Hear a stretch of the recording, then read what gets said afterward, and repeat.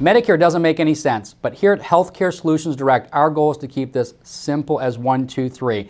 And this video is really important in understanding the Medicare Part D and the 4 stages of coverage. So many individuals do not know how this works. So there's a lot of insurance agents that don't know how this works either. So you're going to be a Medicare expert. If you have any questions, watch this over again, but be sure to give us a call here at Healthcare Solutions Direct so we can go over this with you and explain to you exactly how your medications would be within these 4 stages. So we're going to go over each of the 4 stages CMS has in place for outpatient prescription drug coverage. All 4 stages will be the same regardless if someone had a Medicare Advantage MAPD plan or a standalone PDP plan. So again, remember, it will be the same for each different prescription drug plan.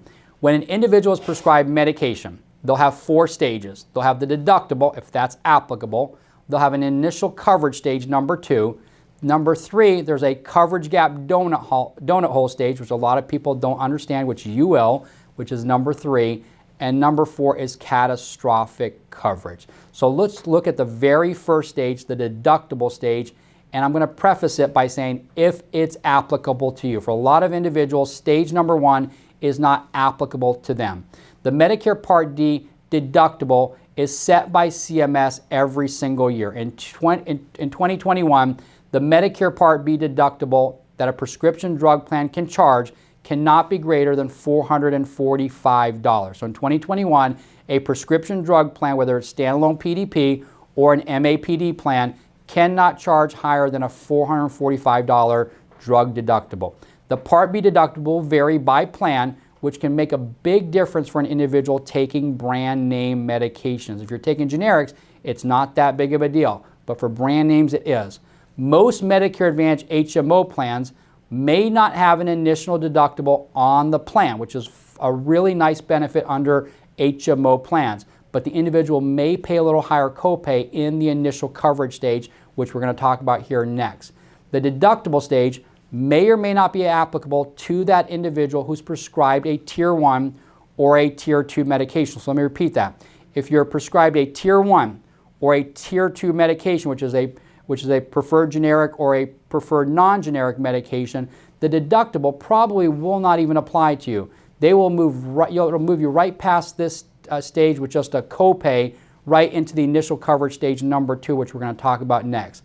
The deductible really only applies when an individual is prescribed a Tier 3 through 5 medication or they fill their prescriptions at a pharmacy that's actually not in the network. So again, there's really nothing to fear about the deductible stage.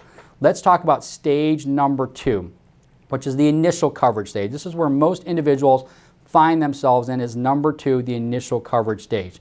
Individual that's eligible for Medicare Part D, they're taking generic Tier 1 or Tier 2 medications, will really start in the initial coverage stage number 2, regardless if the plan has a deductible.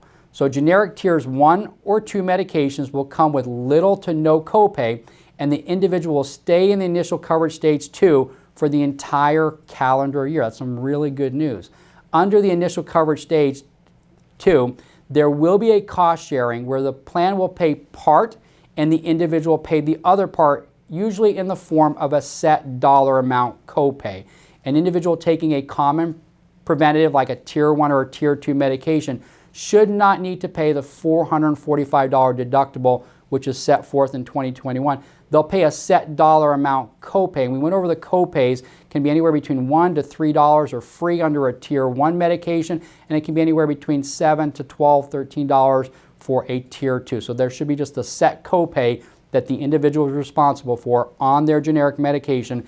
They're now in the initial coverage stage, and they stay in that initial coverage stage for the entire time. The only time that someone would pay a co-insurance instead of a set dollar amount copay would be if they were taking a Tier 3 through 5 medication, which are your preferred brand name, preferred non-brand name, and specialty medications.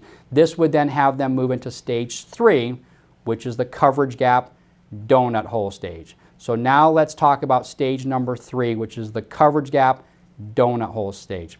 So an individual that's prescribed a Tier 3 through 5 will move more than likely into stage 3 coverage gap donut hole. In stage 2, once the copays or coinsurance exceed the retail costs that's set forth in 2021 of $4,130, the individual will move into this coverage gap referred to as the donut hole. Here's some good news, is that only 10 to 12% of individuals that have Part D will actually move into stage 3 coverage gap. See, during stage 3, the individual will pay 25% of the retail cost of that medication. Most individuals who are prescribed brand name medication will stay in stage 3 for the rest of the calendar year. So if you're taking some brand name medication, you'll probably stay in stage 3 for the entire calendar year. You will not move into stage 4, which we'll talk about here in a second.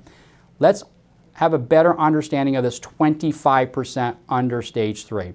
So a brand name medication with a retail cost of, say, around $350 a month or higher will have that individual move into stage 3 coverage gap donut hole. So if you're prescribed a medication that's a brand name medication that's a retail cost of $350 or higher, you will more than likely move into stage 3 because the retail cost will be higher than that $4,130 that's set forth by CMS. So an individual prescribed a $350 retail brand name medication over 12 months, that retail cost would be $4,200, which would exceed the $4,130 set forth by CMS in 2021. Once the retail cost exceed the $4,130, so what you've paid in copays and what the insurance company has paid on their behalf for you as well, once that reaches $4,130, then the individual then will be responsible for 25% of the actual cost of that medication. So let's talk about an example of how that would work. A very popular brand name medication like Xarelto or Pradaxa or Eliquis that do not currently have a generic available that are used to prevent blood clotting have a retail cost of about $500 a month. Remember what I said earlier, if it's a retail cost of $350 or higher, you're going to hit typically the stage 3 donut hole coverage gap. So if the retail cost of a medication like Xarelto was, let's say, $520 a month, the individual would pay the Part D deductible right away. So that $445, you would pay that right away if that plan had a deductible to it on that plan. Once the deductible was satisfied under that stage 1, under the deductible stage, the individual would then pay a copay for the Xarelto. Typically the copay in stage number 2 is about $35 to $50 a month during that stage 2 initial coverage. So when someone would enjoy the small copay for that Xarelto, the plan would pay the rest of that amount that the retail cost was. So the individual pays, say, $50 a month, let's just say, for the Xarelto, and then the plan would pay the other $450 to hit that retail cost. Once the retail cost exceeded that $4,130 set forth by CMS, the individual would now pay 25% of the retail cost of that medication, which would mean, in this example, that Xarelto would go from $35, $50 to now about $120, $130 for that medication. So let's now talk about stage number 4, the catastrophic stage. So if the true out-of-pocket cost were to exceed $6,550, which was set forth in 2021 by CMS during a calendar year, the individual would then move into stage 4, which is the catastrophic stage. Currently, less than 5% of individuals on Part D will actually make it to the catastrophic stage.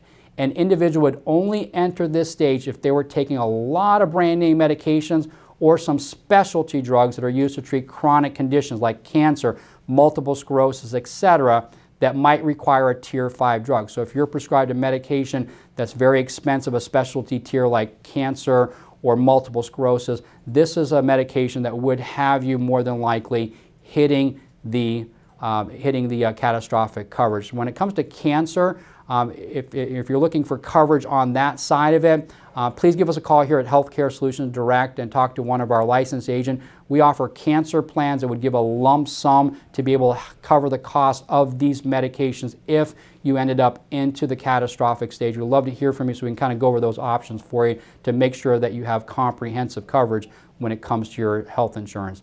If an individual entered stage 4 catastrophic coverage, the cost of each medication would be the greater of 5%, or it'd be capped at $9.20 for brand name or $3.70 for generic medication in 2021. So the catastrophic stage is there to make sure that the individual is paying the lowest cost possible when they hit that catastrophic stage. So let us look at a medication called Copaxone, which is used to treat multiple sclerosis.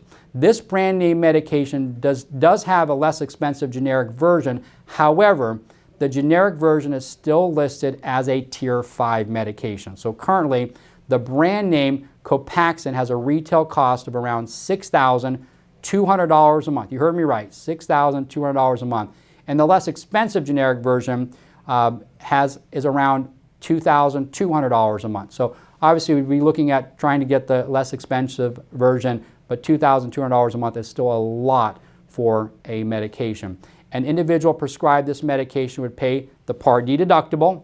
They would then go right into the Stage 1 stage, if they were on the plan. They would then enter the coverage gap almost immediately, and the next month be responsible for 25% during that coverage gap.